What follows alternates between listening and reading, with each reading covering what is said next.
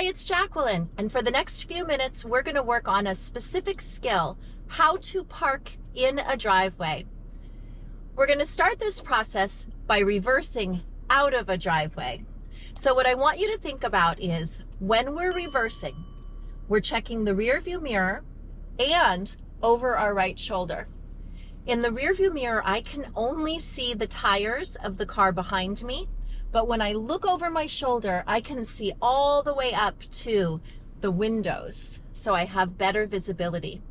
I also look in the right mirror, and I want to keep track as I approach the curb to make sure I don't get too close. And I'm going to keep track in the left mirror, making sure that I keep my eye on the mailbox over here to the left side of the car. So while I'm reversing, I'm scanning around to all of my blind spots, making sure that there's nothing that would be in my way.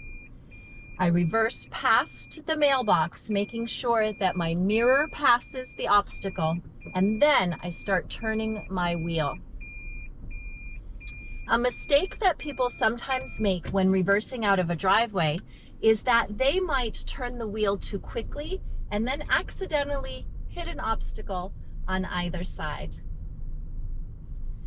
Now we're going to turn around and go back to that very same driveway. And this time we're just going to practice parking in the driveway. And then we'll reverse one more time just to make sure that we know exactly what to do. So to park in the driveway, I'm going to use my turn signal. I'm going to make sure that I pass the mailbox, and I'm going to aim my car for the left half of this 2-car garage. And I can tell I'm perfectly parked because the left side of my car is lined up with the left angle of the garage. I can look in my mirrors. I see that I'm perfectly positioned. And if I wanted to, I could turn off my car and go inside and visit a friend. But instead, I'm going to practice reversing one more time. I'm looking over my shoulder at the obstacle that I can barely see in the rearview mirror. I'm looking in the right mirror to make sure that as I'm reversing, I'm watching for obstacles.